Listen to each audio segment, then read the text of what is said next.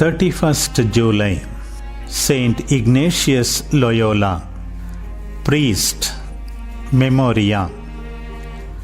Born in the year 1491 at Loyola in northern Spain, his early life was led at court and in the army, and later he was converted to a life of holiness.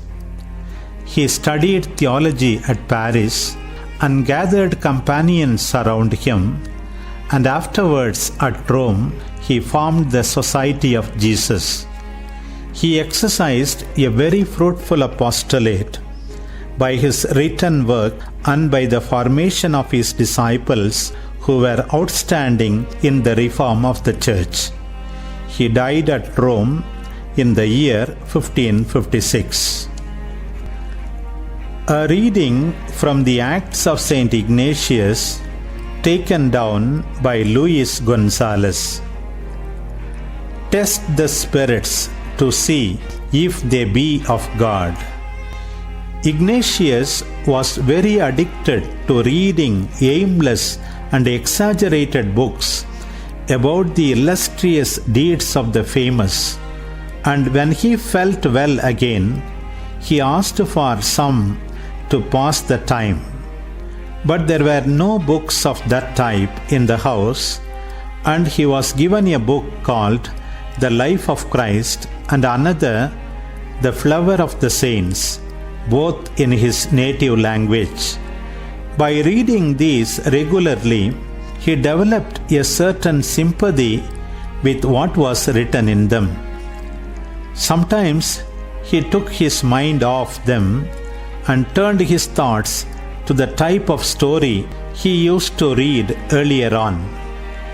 Sometimes, according as it occurred to him, he thought about those idle inclinations and things of that nature, such as he used to think about formerly.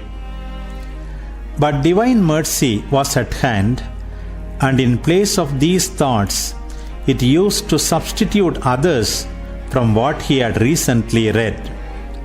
For when he had read the lives of Christ, our Lord, and the saints, he would think to himself and ponder, what if I were to do what Blessed Francis did, or what Blessed Dominic did?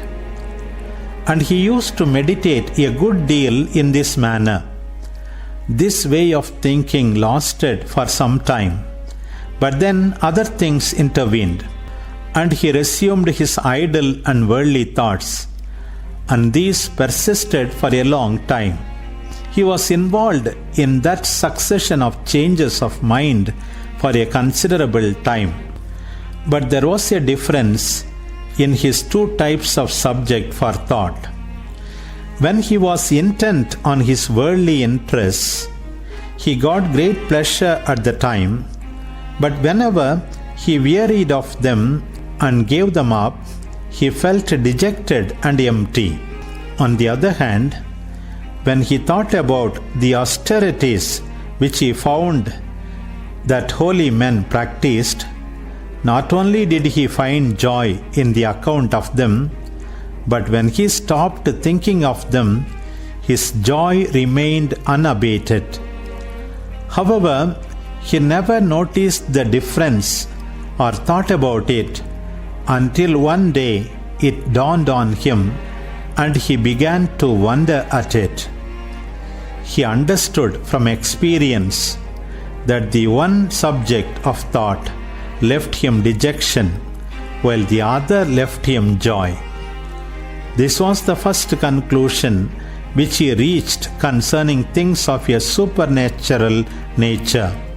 Afterwards, however, when he had undertaken spiritual exercises, this experience was the starting point for teaching his followers the discernment of spirits.